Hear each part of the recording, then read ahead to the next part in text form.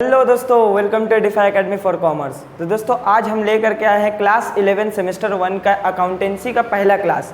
देखो आप लोग अभी नन्हे मुन्ने बच्चे हो, 10 पास किए हो और आप लोग 11 में कॉमर्स लिए हो, तो स्ट्रीम आप लोग को बता दें कि बहुत ज़बरदस्त स्ट्रीम आप लोग लिए हो कॉमर्स। तो कॉमर्स में आप लोग का सब्जेक्ट क्या क्या है? तो सबसे पहला मेन सब्जेक्ट आप लोग का होता है अकाउंटेंसी, जो हर स्कूल में होता ही है।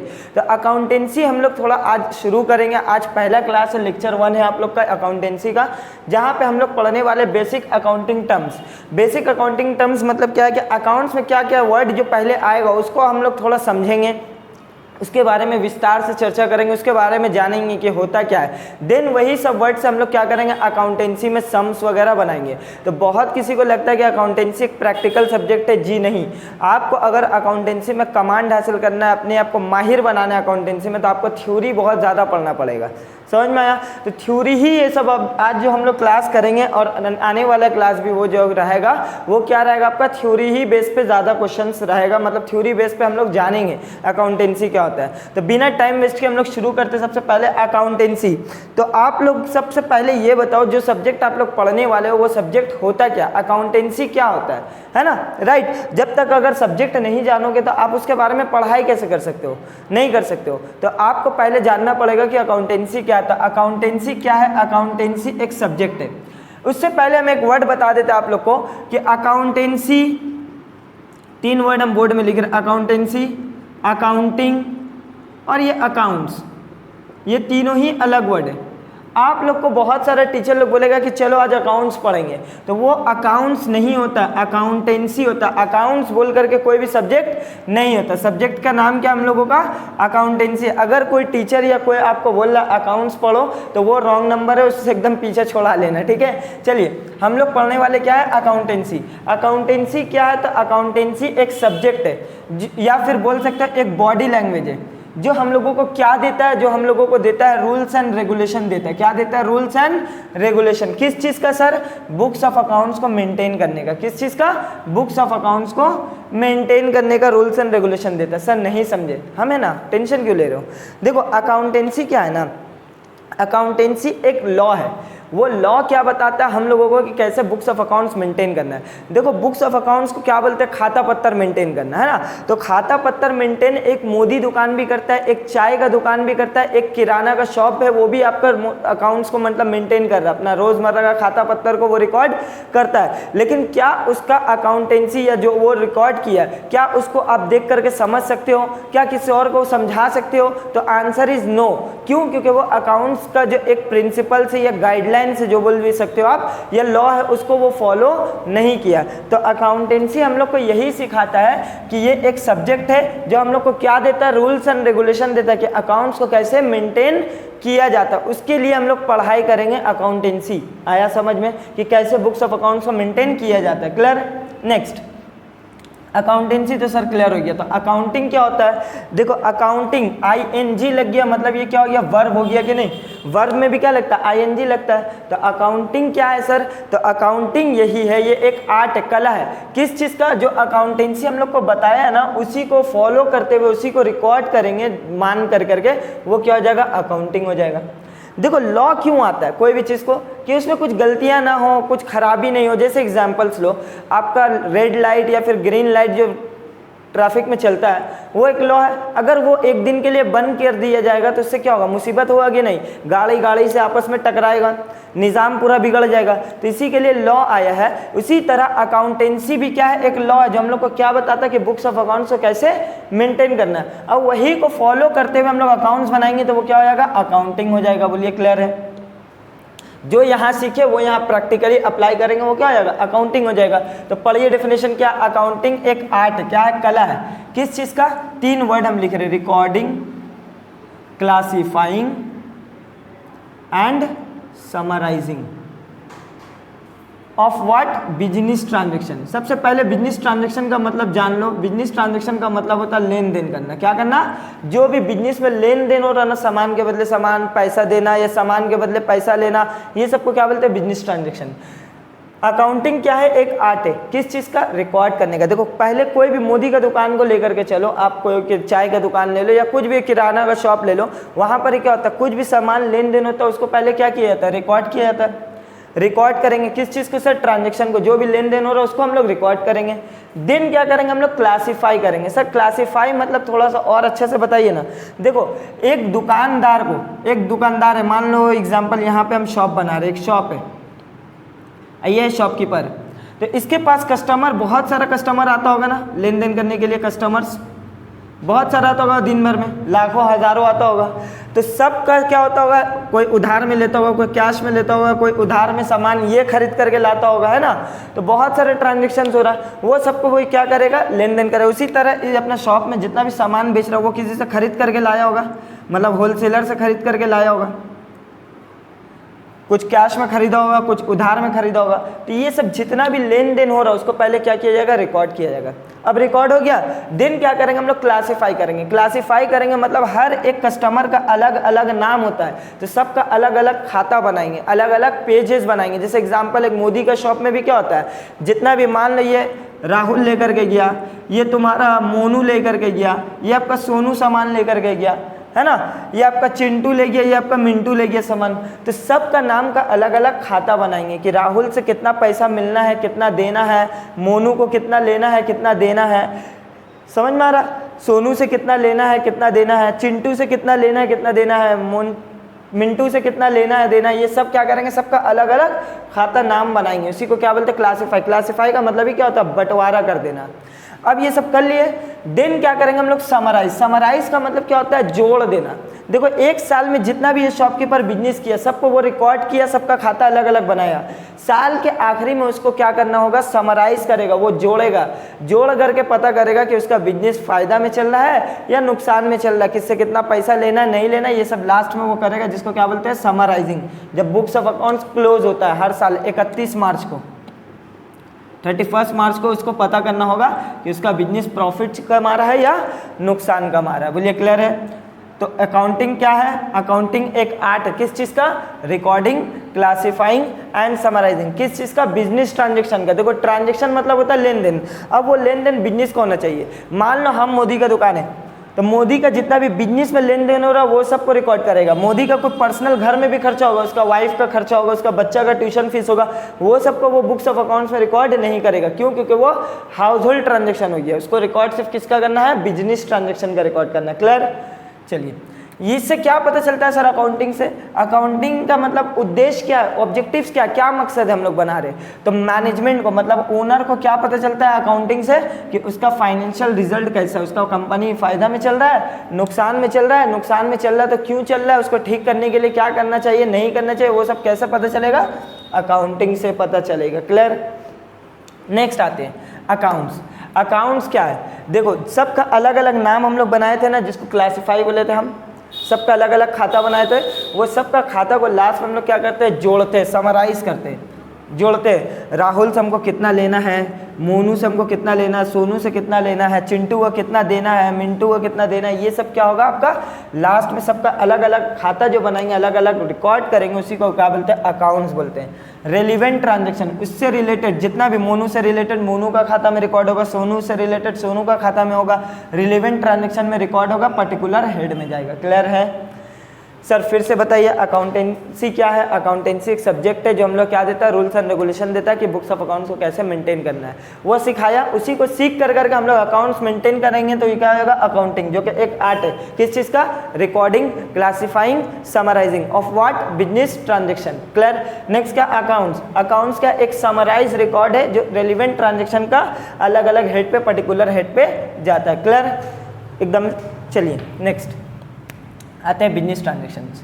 बिजनेस हम आपको अभी बताए, ट्रांजेक्शन मतलब क्या होता है, लेन देन। अब वो बिजनेस में होना चाहिए तभी हम लोग रिकॉर्ड करेंगे। घर का जितना भी खर्चा है उसको हम लोग बिजनेस में रिकॉर्ड नहीं करेंगे। तो आइए, बिजनेस ट्रांजेक्शन मतलब क्या होता है, ये एक फाइनेंशियल ट्रांजेक्शन है। फाइनेंशियल मतलब जिसमें पैसा इन्वॉल्व हो, कितने लोगों के बीच में होगा, इंटर्ड इनटू बाय टू और मोर पार्टीज। मतलब आपको यहाँ से पता चल गया कि ट्रांजेक्शन होने के लिए मिनिमम कितना लोग चाहिए, 2। सर 2 से ज़्यादा हो सकता है, आंसर इज यस, 3 हो सकता है, अनलिमिटेड इंसान हो सकता है, लेकिन मिनिमम कितना होना चाहिए, 2। आप अकेला ट्रांजेक्शन नहीं कर सकते, आपको सामने वाला कोई एक लेने या देने वाला एक इंसान होना चाहिए।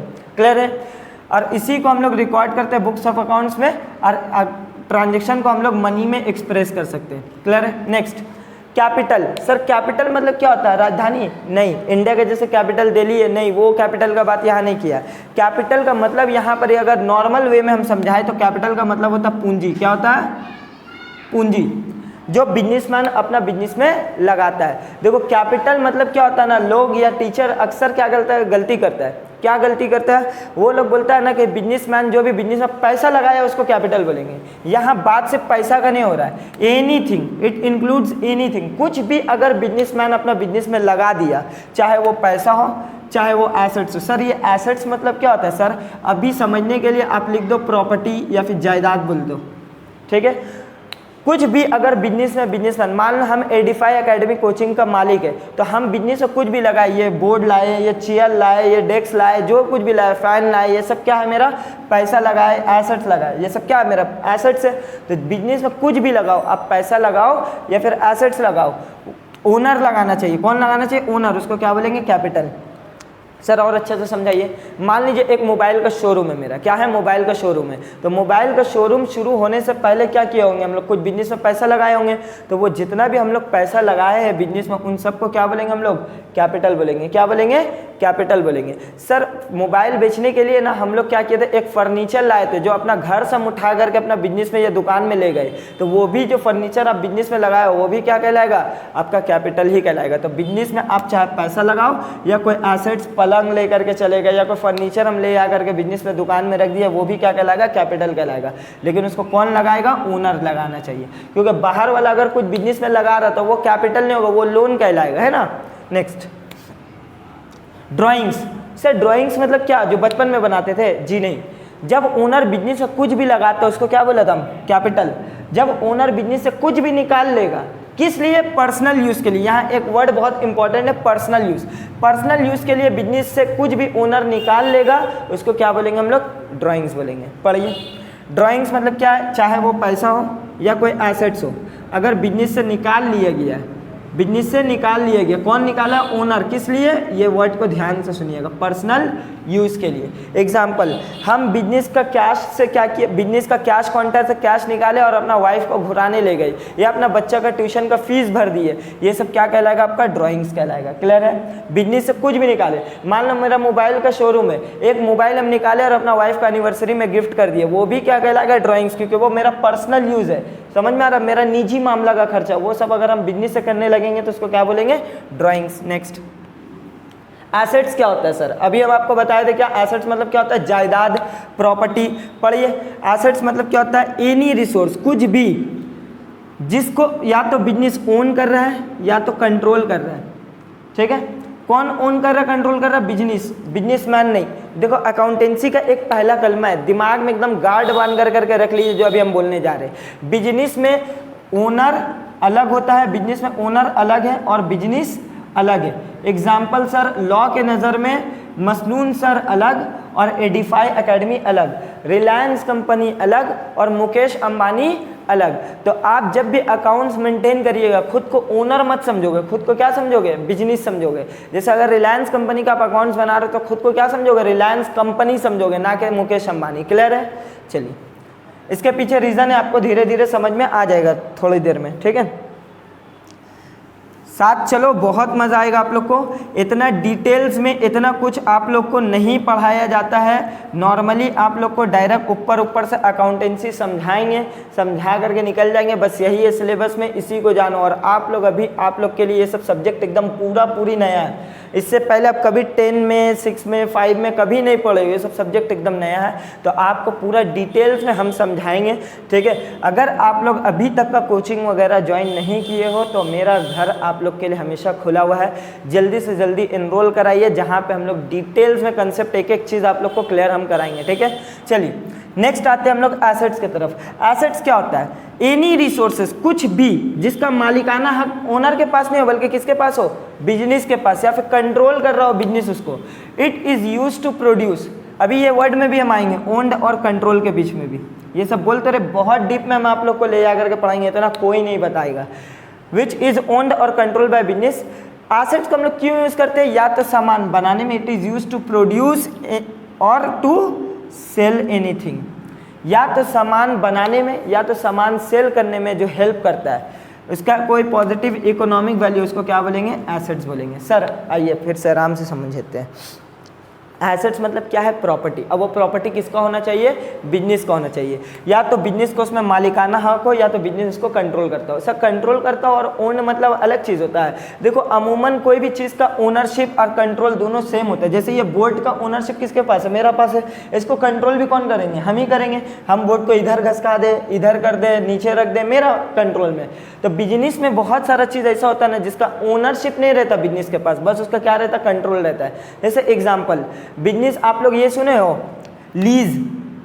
बड़ा बड़ा बिजनेस क्या करता है, जमीन वगैरह खुद का खरीदता नहीं, बल्कि लीज में 100 साल 20 साल के लिए ले लेता है। तो उसका उसके पास ओनरशिप नहीं है, बल्कि उसका कंट्रोल करने का अधिकार है। 20 साल तक का, 50 साल तक का उसको कंट्रोल करने का अधिकार है। अब वो कंट्रोल किसके हाथ में है, बिजनेस के हाथ में, ना कि रिलायंस कंपनी के हाथ में, ना कि अंबानी के पास है। अंबानी के पास नहीं, बल्कि किसके पास है कंट्रोल, रिलायंस कंपनी के पास। मान लो कोई गाड़ी है जिसको रिलायंस कंपनी लीज में खरीदा, 10 साल के लिए लीज में लिया है, तो रिलायंस कंपनी लिया है, मतलब वो बिजनेस है, तो वो क्या कहलाएगा, जब तक 10 साल वो बिजनेस में मतलब चल रहा वो गाड़ी बिजनेस के लिए क्या कहलाएगा, एसेट्स कहलाएगा। और खरीद लिया तो फिर ओनरशिप में तब भी एसेट्स कहलाएगा, या लीज में लिया तब भी वो एसेट्स कहलाएगा। लेकिन कौन लेगा, बिजनेस लेगा, ओनर नहीं। तो अब समझ में आया, ओन्ड और कंट्रोल का मतलब बहुत बार ऐसा चीज़ होता है जिसको ओनरशिप नहीं रहता, बस कंट्रोल रहता हम लोग के पास, जैसे कि लीज। क्लियर है, आगे चलते हैं।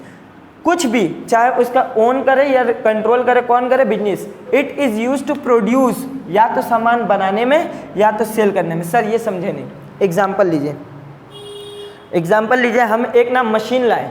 अब वो मशीन से क्या कर रहे हैं, हम ये पेन को बना रहे, तो वो मशीन मेरे लिए क्या कहलाया, एसेट्स कहलाएगा। क्यों, क्योंकि वो हेल्प कर रहा सामान को बनाने में। क्लियर है, चलिए, तो वो क्या कहलाएगा, एसेट्स। क्या कहलाएगा, मशीन।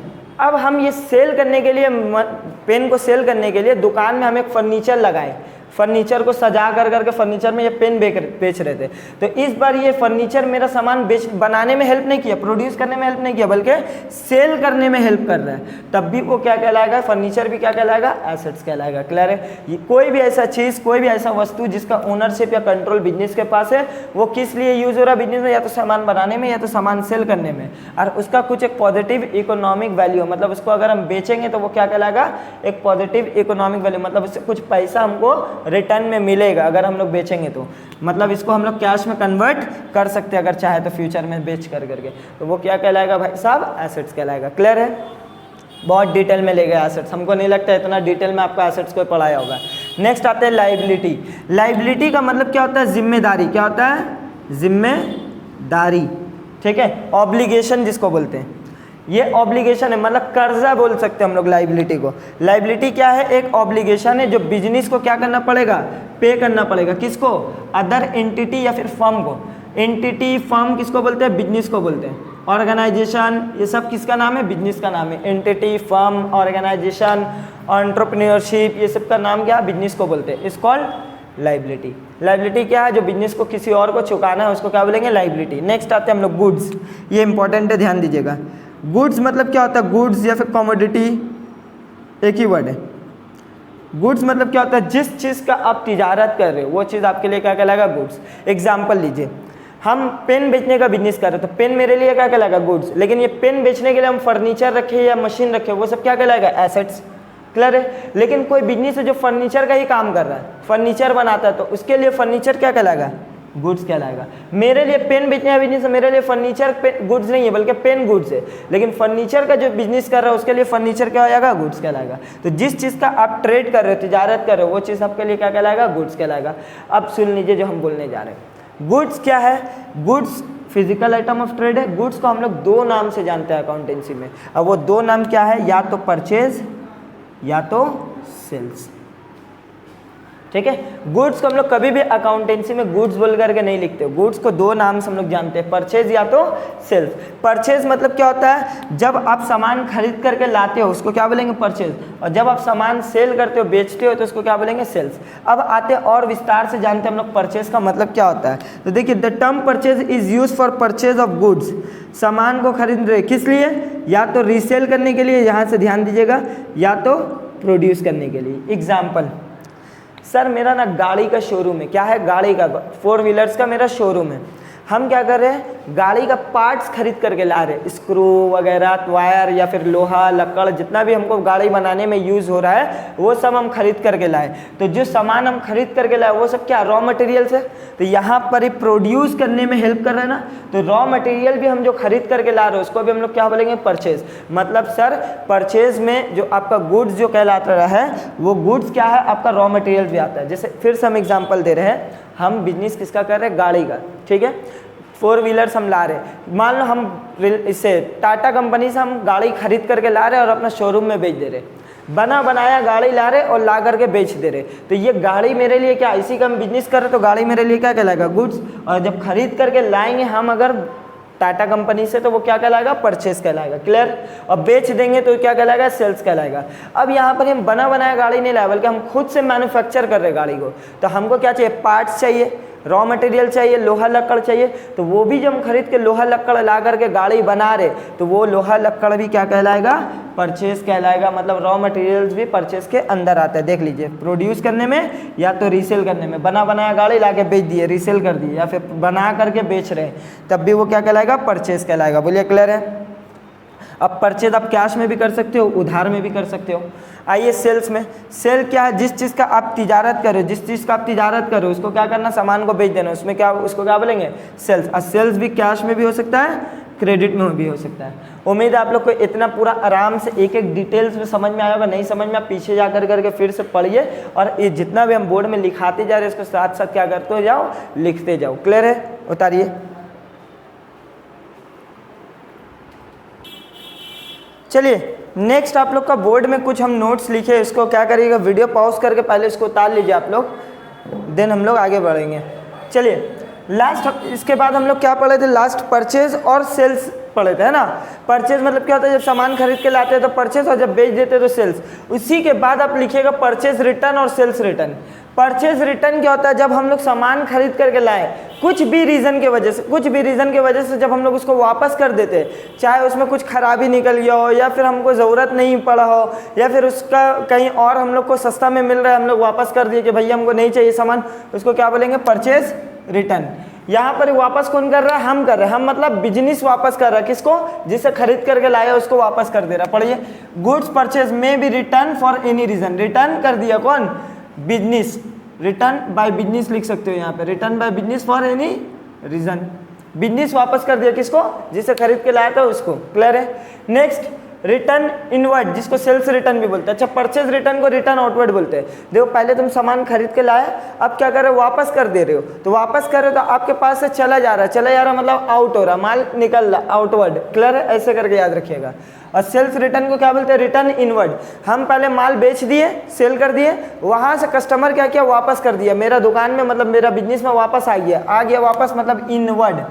क्लियर है। देख लो, गुड्स सोल्ड, जब कस्टमर रिटर्न कर देगा तो उसको क्या बोलेंगे, रिटर्न इनवर्ड बोलेंगे। समझ में आया। इससे क्या हो रहा है, इससे आपका एक्सपेंस क्या हो रहा है, घट रहा है। देखो तुम सामान खरीदे थे, खरीद के लाए थे, खर्चा किए थे, अब वापस कर दे तो इससे क्या हो रहा है, एक्सपेंस घट जा रहा। और यहाँ पर ही क्या आपका एक तरह से बोल सकते हो कि इनकम क्या हो रहा है, घट रहा है। यहाँ पे सेल किए थे तो आपका इनकम बढ़ा था, अब आप क्या कर रहे हो, वापस कर दे रहे हो, मतलब कोई और आपको वापस कर दे रहा है। आप सेल कर दिए तो इनकम बढ़ा था, लेकिन वो क्या किया, आपको वापस कर दिया, तो ऑब्वियस बात है आपका पैसा काट करके देगा, मतलब आपका इनकम क्या होगा, घटेगा। क्लियर है। Next, stock. स्टॉक क्या होता है, स्टॉक को हम लोग इन्वेंट्री भी बोलते हैं। क्या बोलते हैं, इन्वेंट्री। जो सामान आपका दुकान में रखा हुआ है ना, जो बिक्री नहीं हुआ, जिस रखा हुआ सेल करने के लिए रखा हुआ, उसको क्या बोलेंगे, स्टॉक। ये एक तरह का एसेट्स होता है। एसेट्स कैसे है, देखो सामान, मान लो मेरा मोबाइल का शोरूम है, तो मोबाइल जो मेरा दुकान में रखा हुआ, बिक्री नहीं हुआ, सैंपल के तौर पे या शोरूम में रखा हुआ, वो क्या होगा, स्टॉक कहलाएगा। और स्टॉक क्या, एसेट्स से जायदाद है ना। एसेट्स का मतलब हम क्या बताते हैं, जो फ्यूचर में आपको बेनिफिट देगा, प्रॉपर्टी। तो इसको हम लोग फ्यूचर में बेच करके फायदा कमाएंगे कि नहीं कमाएंगे, तो ये एक तरह का क्या हुआ, एसेट्स हुआ। और कौन सा एसेट्स हुआ, टैंजिबल। टैंजिबल मतलब जिसको हम लोग छू सकते हैं, देख सकते हैं। तो आप फोन को छू सकते हो, देख सकते हो कि नहीं, छू सकते हो, देख सकते हो। तो ये क्या है, एक तरह का एसेट्स है। क्या है, एसेट्स है। जो इंटरप्राइज हेल्ड कर रहे हैं, इंटरप्राइज मतलब बिजनेस, किस लिए, सेल करने के लिए। हम लोग स्टॉक को किस लिए रखे हैं, सेल करने के लिए। इसको हम लोग कैलकुलेट करते हैं ना, या तो साल का शुरुआत में या फिर साल का एंड में, बीच में भी कर सकते हैं, लेकिन जनरली ये कैलकुलेट होता है या तो शुरुआत में या तो एंड में। क्लियर है। Next, debtor. डेप्टर भी डेप्टर लिखा हुआ है लेकिन पढ़ते हम लोग इसको क्या है, डेटर पढ़ते हैं, बीच क्या है, साइलेंट है। डेटर क्या होता है सुन लो, जब दुकानदार मतलब बिजनेस सेल करता है उधार में, मतलब डेटर को हम लोग बोल सकते हैं वो कस्टमर क्या, कस्टमर, डेटर को हम लोग क्या बोल सकते हैं, कस्टमर, लेकिन वही कस्टमर जिसको माल उधार में बेचा गया हो। तो डेटर क्या है, पर्सन जिसको फर्म मतलब बिजनेस सेल किया गुड्स या सर्विसेज, किसमें, क्रेडिट में। क्लियर है। नेक्स्ट आते हैं बिल्स रिसीवेबल। बात को सुनो, बिल रिसीवेबल क्या होता है। बिल रिसीवेबल से पहले हम लोग क्रेडिटर के बारे में जानते हैं। डेटर मतलब समझ में आया, वो कस्टमर जिसको माल उधार में बेचे।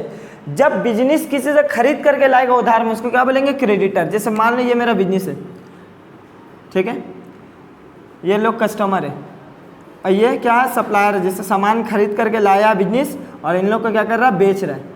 ठीक है, तो उधार में जब बेच रहा है ये लोग क्या कहलाएगा, कस्टमर है। कस्टमर को उधार में बेचेंगे तो क्या कहलाएगा, डेटर। और जब उधार में सामान खरीद करके लाएगा उसको क्या बोलेंगे, क्रेडिटर। जिनसे उधार में बिजनेस सामान खरीदा उनको क्या बोलेंगे, क्रेडिटर। तो देखो क्रेडिटर कौन है, वो पर्सन है फ्रॉम हुम, जिससे बिजनेस इंटरप्राइज सामान खरीदा है, किसमें, क्रेडिट में। आया समझ में।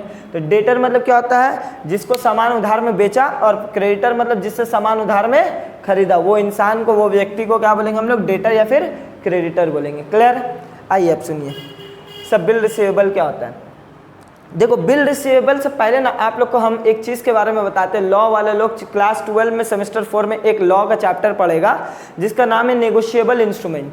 नेगोशिएबल इंस्ट्रूमेंट मतलब क्या होता है ना, वो इंस्ट्रूमेंट जो पैसा के जगह में, कैश के जगह में लेन देन के लिए इस्तेमाल होता है। जैसे कि चेक हो गया, बिल्स हो गया और तुम्हारा प्रॉमिसरी नोट हो गया, ये सब क्या आपका नेगोशिएबल इंस्ट्रूमेंट। अभी सिर्फ सुन के रखिए, चेक, बिल और प्रॉमिसरी नोट, ये तीनों क्या है, नेगोशिएबल इंस्ट्रूमेंट है, जो पैसे की जगह में, कैश के जगह में लेन देन के लिए इस्तेमाल होता है। तो उसी का एक पार्ट अभी हम क्या बताया, बिल।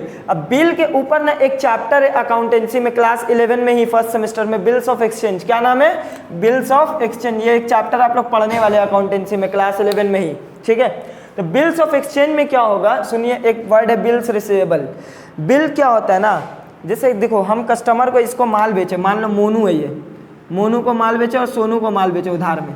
मोनू को बेचे 1 लाख का, सोनू को बेचे 3 लाख का माल बेचे, ठीक है। मोनू बोला सर हम आपको 1 महीना बाद देंगे। कब पेमेंट करने बोला था, 1 महीना बाद। ये बोला था सर हम 3 महीना बाद पेमेंट करेंगे। हम बोले ठीक है। या पहले आते हैं हम लोग मोनू का ही बात समझते हैं, इधर आओ।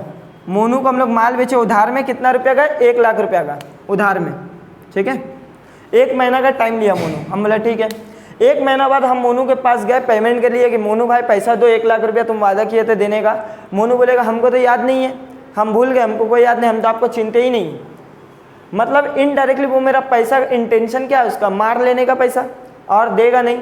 तो हम यहाँ पर फंस गए कि नहीं, क्योंकि मेरा पास कुछ तो एविडेंस भी नहीं है। क्योंकि मोनू आया सिर्फ मुंह से बोला कि सर हमको माल दे दीजिए 1 लाख रुपए का, हम आपको 1 महीना बाद देंगे। मेरा पास कुछ एविडेंस भी नहीं है, सीसीटीवी कैमरा भी नहीं है। तो यहाँ पर ही बिजनेसमैन का क्या हो जाएगा, नुकसान हो जाएगा। क्योंकि वो कोर्ट में केस करने भी जाएगा तो कोर्ट मांगेगा क्या, एविडेंस, जो कि मेरे पास है नहीं, बिजनेस के पास। तो यहाँ पर बिजनेसमैन को क्या हो जाएगा, लॉस हो जाएगा। क्लियर है। आगे चले। अब क्या हुआ, उसी टाइम में बिजनेसमैन सब्र कर लिया, बर्दाश्त कर लिया, क्या कर सकता है। सोनू आया, बिजनेस में आया, बिजनेसमैन के पास बोला हमको 3 लाख का माल दो। कितना रुपया का, 3 लाख का माल, हम पेमेंट आपको 3 महीना बाद करेंगे। अब बिजनेसमैन इसको माल बेचने से पहले 10 मरतबा सोचेगा कि नहीं सोचेगा, सोचेगा। लेकिन बिजनेसमैन की तरह तुम सोचो, तुम इसको कभी वापस नहीं कर सकता। क्यों वापस नहीं करेगा, क्योंकि उधार में बेचना अगर मन कर देगा, ये बंद कर देगा, तो सोनू इसके पास से छोड़ करके कोई और दुकान में चले जाएगा जहां क्रेडिट में माल मिल रहा है, वहां पर ही का कस्टमर बन जाएगा। तो बिजनेसमैन कभी भी कस्टमर को वापस नहीं करता है। बिजनेसमैन क्या दिमाग लगाया, बोला कि हम तुमको माल बेचेंगे 3 लाख रुपया का, कब पेमेंट करोगे, 3 महीना बाद ना। सोनू बोला हाँ हम 3 महीना बाद पेमेंट करेंगे। बिजनेसमैन बोला ठीक है, हम एक बिल बना रहे हैं, उस बिल में आप साइन कर दीजिए। उस बिल में आप साइन कर दीजिए कि हम सोनू 3 महीना बाद इस बिजनेस को 3 लाख रुपया देंगे। साइन कर दीजिए, वो बिल अपने पास रख लेगा बिजनेसमैन। 3 महीना बाद जाएगा सोनू के पास, बिल दिखाएगा, सोनू उसके बदले में पेमेंट कर देगा। अगर नहीं किया पेमेंट तो बिजनेसमैन के पास इस बार क्या रहेगा, एविडेंस, सबूत रहेगा, वो जाके कोर्ट में केस कर सकता है। राइट। तो ये जो बिल अभी साइन करवाया हम सोनू से, जो बिजनेसमैन के पास है, उस बिल को क्या बोलेंगे, बिल्स रिसीवेबल। अभी मिला नहीं है, मिलने वाला है 3 महीना बाद, इसलिए एबल लगा, रिसीवेबल, फ्यूचर में मिलेगा। और जो चीज़ फ्यूचर में मिलता है वो क्या कहलाता है, एसेट्स कहलाता है कि नहीं। जो फ्यूचर में आपको बेनिफिट देगा वो क्या, एसेट्स। सर डेटर भी तो अगर जिसको माल उधार में बेचा अगर वो आकर के पैसा दे देगा तो अच्छा है, वो भी क्या कहलाएगा, एसेट्स कहलाएगा कि नहीं। डेटर भी क्या आपका एसेट्स है और बिल्स रिसीवेबल भी क्या एसेट्स। ये सब लिख लोगे, ये सब ना लिख लेना ऊपर में, एसेट्स है, डेटर भी एसेट्स है और बिल रिसीवेबल भी एसेट्स है, क्योंकि हमरा फ्यूचर में क्या इन दोनों के ऊपर आसरा है, पैसा मिलेगा, उम्मीद है कि पैसा हमको आएगा वापस। तो ये दोनों जिस चीज़ से आपको आसरा या उम्मीद लग जाता है कि फ्यूचर में मिलने वाला है तो वो क्या कहलाता है, एसेट्स कहलाता है। क्लियर है। तो देखो बिल्स ऑफ एक्सचेंज मतलब बिल रिसीवेबल क्या है, एक्सेप्ट कौन कर रहे हैं यहाँ पर ही, सोनू एक्सेप्ट किया ना, साइन करके दिया ना कि हाँ हम पेमेंट करेंगे। तो बिल रिसीवेबल में एक्सेप्ट कौन करता है, डेटर। डेटर मतलब कस्टमर, सोनू क्या कस्टमर है जो उधार में माल लेकर के गया, बदले में इस बार क्या किया, साइन करके दे दिया एक बिल, उस बिल को क्या बोलेंगे, बिल्स रिसीवेबल। देख लो, the amount of which will be received, इसका पैसा हम लोग को मिलेगा। क्लियर है। अब ट्रेड रिसीवेबल क्या होता है, डेटर और बिल रिसीवेबल को ऐड कर दोगे ना तो आपका क्या आता है, ट्रेड रिसीवेबल आता है। मान लीजिए अगर डेटर 1 लाख है, क्रेडिटर बिल 3 लाख है, तो ये दोनों को जोड़ करके कितना हो जाएगा, ट्रेड रिसीवेबल 4 लाख हो जाएगा। क्लियर है। नेक्स्ट, क्रेडिटर हम समझा दिए, जिससे बिजनेस उधार में सामान खरीदता है वो क्या कहलाता है, क्रेडिटर। जिसको उधार में बेचता है वो डेटर, जिससे उधार में खरीदेगा क्रेडिटर, जिससे उधार में बेचेगा लेकिन बिल साइन करा लेगा उसको क्या बोलेंगे, बिल्स रिसीवेबल। इससे भी जो सामान बिजनेस खरीद करके लाया तो ये लोग भी तो इससे बिजनेस से साइन करवा सकता है एक बिल। जैसे हम सोनू से साइन कराया एक बिल, क्या कहलाया, बिल रिसीवेबल, फ्यूचर में इससे पैसा मिलने वाला है। यहाँ पर ही क्या किया, इससे मान लो चिंटू से हम सामान खरीदने गए उधार में, बिजनेस गया खरीदने के लिए, चिंटू बोला तुम भी एक बिल में साइन करो, तो इस केस में आपका वो बिल क्या हो जाएगा, बिल्स पेबल। ये बिल क्या कहलाएगा, बिल्स पेबल, और ये बिल क्या कहलाएगा, बिल रिसीवेबल। जिससे पैसा मिलेगा वो क्या होगा, बिल रिसीवेबल, और जिसमें पैसा बिजनेस को देना है वो क्या हो जाएगा, बिल्स पेबल। ये दोनों ही क्या है, ये दोनों आपका लाइबिलिटी है, क्या है, कर्जा है ना, फ्यूचर में चुकाना है, तो ये क्या हो जाएगा, लाइबिलिटी। लिख लेना ये सब चीज़। देखिए, it means the bills of exchange. यहाँ एक्सेप्ट कौन किया है, कस्टमर ने। यहाँ तो डेटर कस्टमर साइन किया था, एक्सेप्ट किया था। यहाँ कौन एक्सेप्ट किया, बिजनेस मतलब फर्म खुद किया है। क्या, किस लिए, पे करेगा फिक्स अमाउंट एक डेट में। क्लियर है। जिस तरह ट्रेड रिसीवेबल में डेटर और बिल ऐड हुआ था उसी तरह ट्रेड पेबल में क्रेडिटर्स और बिल्स पेबल ऐड होगा। बोलिए यहाँ तक का क्लियर है, कोई प्रॉब्लम, हम मिटा रहे, ठीक है। यहाँ तक का बहुत गंजाम लग रहा है, चलिए।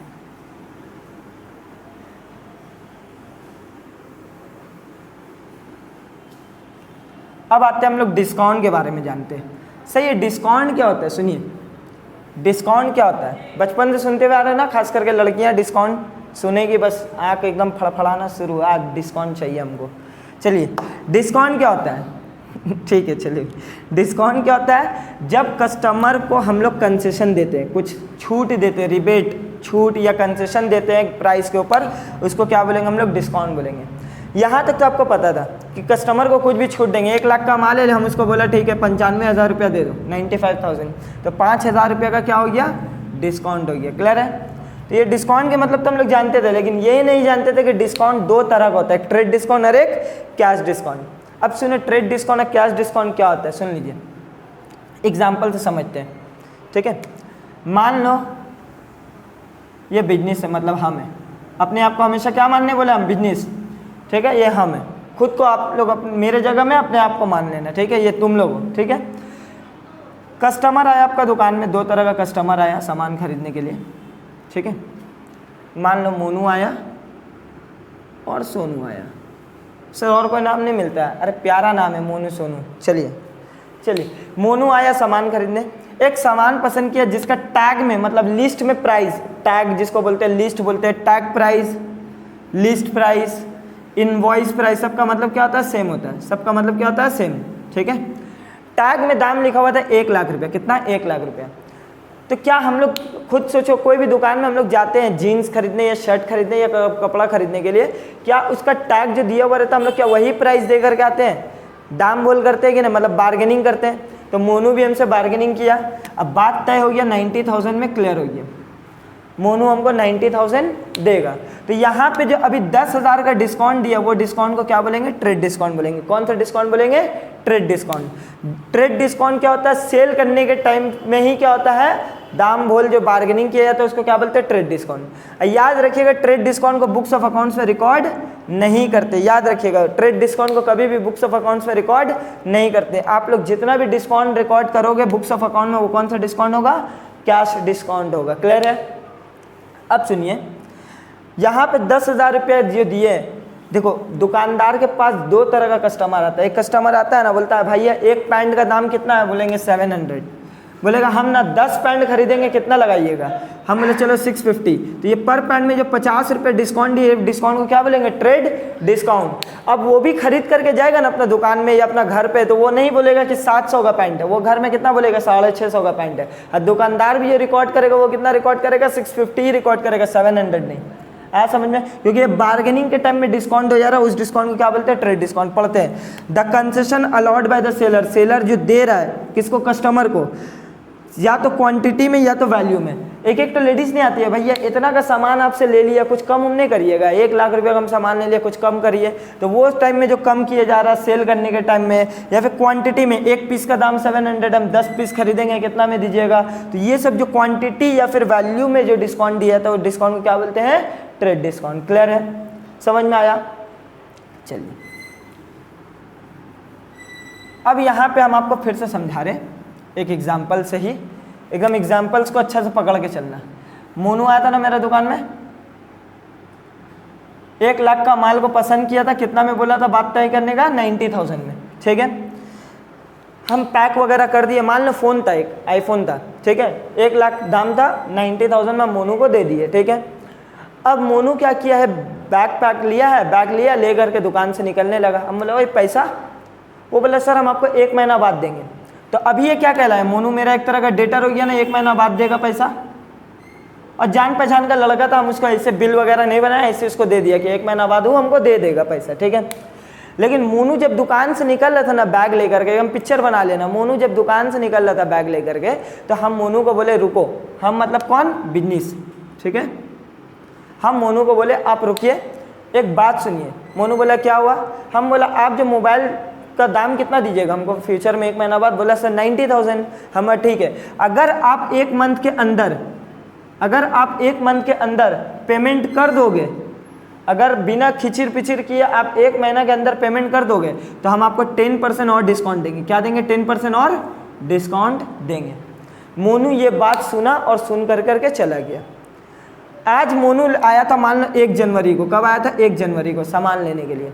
तो हम 1 जनवरी को अपना खाता में रिकॉर्ड कर दिए कि मोनू से हमको कितना लेना है, 90,000 रुपया, है कि नहीं। हम तो अभी रिकॉर्ड कर दिए कि मोनू को हमको एक तारीख को माल बेचा कितना का, 90,000 का। हम रिकॉर्ड कर लिए कि मोनू से हमको मिलने कितने वाला है, 90,000 मिलने वाला है।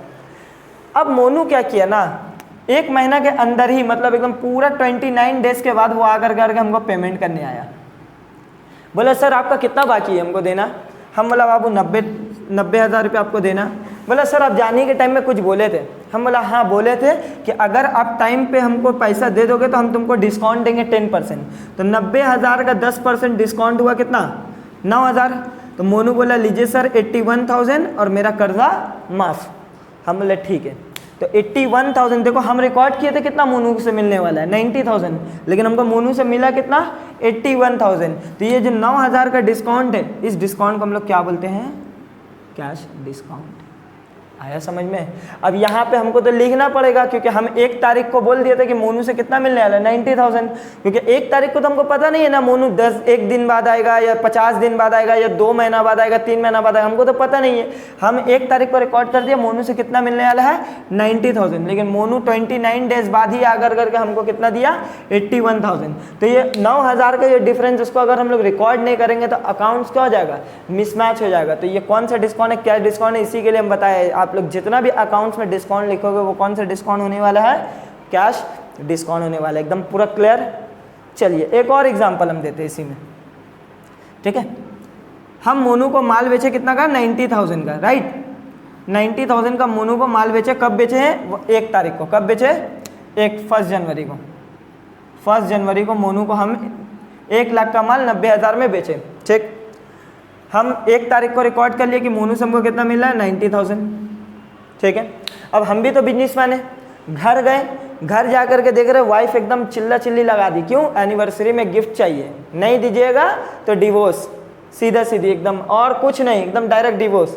अब मेरे पास तो पैसा नहीं है, हम कहाँ से लाए, एज अ बिजनेसमैन हम सोचने लगे पैसा कहाँ से आएगा। हमको याद आया कि आज हम मोनू को 90,000 का फ़ोन बेचे हैं। हम दौड़े दौड़े गए मोनू के पास, मोनू भैया मेरा ज़िंदगी आप ही बचा सकते हो। मोनू बोला क्या हुआ भाई, क्या परेशानी है? हम बोला जो तुम मोबाइल आज खरीद करके गए ना 90,000 का, हमको पैसा का सख्त ज़रूरत, हमको पेमेंट कर दो। मोनू बोला अरे यार पागल हो, हम तो तुमको बोल दिया हम 1 महीना बाद देंगे, आज ही तुम आ गए, अगर मेरे पास पैसा रहता तो हम तुमसे कैश में नहीं ले लेते। हम बोला भाई वो सब हमको नहीं पता, मेरा वाइफ हमको छोड़ करके चली जाएगी, कैसे भी कर करके हमको आज पैसा दो। तुम एकदम रोने धोने लग गए, हमको पैसा तो मेरा सच्चा मोहब्बत है, मेरा बाबू हमको छोड़ करके चली जाएगी। मोनू बोला भाई हम नहीं दे पाएंगे। तब बिजनेसमैन एज अ बिजनेसमैन मेरा दिमाग चलेगा, हम बोलेंगे अच्छा ठीक है मोनू भाई आप, अगर हम कब देने बोले थे पैसा 90,000 का, बोला 1 महीना बाद। हम एज अ बिजनेसमैन उसको ऑफर देंगे कि अगर आप पेमेंट आज ही कर दोगे, मतलब टाइम से पहले अर्ली पेमेंट अगर कर दोगे, अर्ली पेमेंट अगर तुम टाइम से पहले पेमेंट कर दोगे आज, तो हम तुमको 20% डिस्काउंट देंगे। कितना? 20%। अब मोनू का दिमाग हुआ खुल गया। मोनू बोला अरे 90,000 का माल है, 20% इसके ऊपर लग रहा 18,000 रुपया, मतलब भाई साहब को हमको देना कितना? 72,000। सीधा सीधी उसका 18,000 रुपया का मतलब ऑलमोस्ट 20,000 का बेनिफिट हो जाएगा। मोनू बोला रुक गेट के बाहर। वो अपना घर पे गया, अपना वाइफ से पैसा मांग कर करके ला कर करके हमको 72,000 दे दिया। तो देखो टाइम पे पेमेंट करने के लिए, टाइम पे जैसे 29 दिन के अंदर आया था, टाइम पे पेमेंट करने के लिए या फिर जल्दी पेमेंट करने के लिए जो डिस्काउंट दिया था, वो डिस्काउंट को कौन सा डिस्काउंट बोलते हैं? Cash discount. और इसको रिकॉर्ड करना ज़रूरी है क्योंकि हम ऑलरेडी रिकॉर्ड कर दिए थे कि मोनू से मिलने कितना वाला है 90,000, लेकिन मिला कितना 72, तो डिफरेंस अमाउंट को लिखना ज़रूरी है। तो इसलिए कैश डिस्काउंट को हम लोग बुक्स ऑफ अकाउंट्स में रिकॉर्ड करते हैं, ट्रेड डिस्काउंट को हम लोग बुक्स ऑफ अकाउंट्स में रिकॉर्ड नहीं करते हैं। क्लियर है? आया समझ में? पढ़ लीजिए। It is concession allowed to customer for making, time पे पेमेंट करे या फिर जल्दी पेमेंट करेगा, जो डिस्काउंट दिया जाएगा उसको क्या बोलेंगे? Cash discount. अब एक पॉइंट है बुलेट बना करके हम लिखे, इसको अच्छे से समझोगे। सेल या परचेज जो होता है ना गुड्स का, याद आ रहा? सेल्स या परचेज वो हमेशा रिकॉर्ड होगा नेट वैल्यू पे। कौन से प्राइस पे? नेट प्राइस पे, नेट वैल्यू या फिर नेट प्राइस पे।